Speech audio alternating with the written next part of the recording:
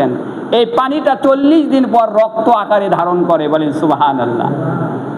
এরপরে 40 দিন পর এই রক্তটাকে আল্লাহ তাআলা মাংস দিয়ে তৈরি করেন, বলেন সুবহানাল্লাহ। এই 40 দিন পর এই মাংসটা আবার আল্লাহ তাআলা কি করেন, হাড় তৈরি করেন।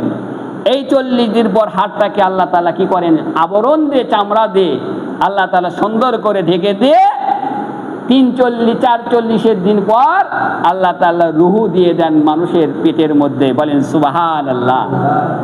আল্লাহর নবী বলেন, কেউ যদি সন্তান হত্যা করে, একটা সন্তান, 2টা সন্তান, 3টা সন্তান মেয়ে হয়েছে বা 4টা ছেলে সন্তান হয়েছে, এরপরে এই সন্তানগুলোকে পেটে রেখে যখন 4 মাস হয়ে যাবে, তখন যদি কেউ এই সন্তানগুলোকে হত্যা করে, কিসের ভয়ে, যে আমি একে কিভাবে লালন পালন করব, কিভাবে রিজিক দেব, কিভাবে খাওয়াবো, এই চিন্তা করে যদি সন্তান হত্যা করে, কিয়ামতের দিন এই সন্তান বাবা মার বিরুদ্ধে আল্লাহর সামনে হাজির হয়ে লালিশ করবে, আল্লাহ আমাদেরকে হত্যা করেছিল, এর বিচার করে দেন, বলেন আল্লাহু আকবার।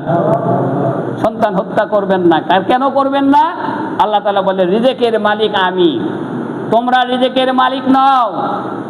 তোমরা যদি সন্তানদেরকে সুশিক্ষিত করো, এই সন্তান পৃথিবীতে বেঁচে থাকলে বাবা মার জন্য দোয়া করলে বাবা মার জন্য দোয়া কবুল হবে। সন্তান যদি বাবা মার জন্য দান খয়রাত করে, আল্লাহর দরবারে এগুলো কবুল হবে।